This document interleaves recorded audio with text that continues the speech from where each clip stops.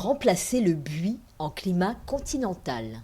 Pour former de jolis haies ou taupières, il existe d'autres plantes que le buis avec un feuillage persistant. Le pépiniériste Jérôme Bisson a choisi 2 espèces de chèvrefeuilles surnommées buis du pauvre. On est selon les variétés avec des feuillages soit ronds ou lancéolés. Là, je vous présente la variété Lonicera pileata qu'on peut travailler en petites boules ou en haies basses. La fleur est insignifiante, elle est jaune verdâtre. Son fruit est non comestible, voire toxique. On a des variétés comme le Lonicera nitida red tip qui a pour particularité d'avoir une jeune pousse un peu rouge. Donc plus vous allez le tailler, plus votre forme de boule ou de cône aura une jeune pousse rouge. Pour tout ce qui est Lonicera nitida, ça sera idéalement une taille tous les 15 jours parce qu'il est encore plus vigoureux que le Lonicera pileata, donc demande un peu plus de suivi. C'est une plante simple, efficace, pas fragile, qui a un coût très raisonnable, mais par contre qui demande un entretien constant. Dans des bonnes terres, on peut avoir jusqu'à des pousses de 60 cm par an. Si on veut les conserver en pot, on essaye de ne pas trop les alimenter en engrais parce que sinon on va perdre un peu la structure.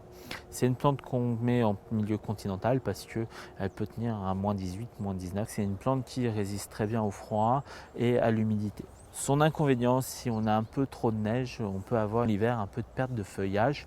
C'est pas pour autant qu'elle va souffrir et elle va redémarrer sans aucun problème au printemps suivant. On est sur des sols neutres à même tolérant le calcaire. Distance de plantation, si on veut faire de la haie, 2 au mètre. Sinon, si on veut avoir de jolies boules, on peut les planter tous les mètres. Persistants ou semi-persistants, les abélias se taillent en boule et produisent des fleurs tout l'été.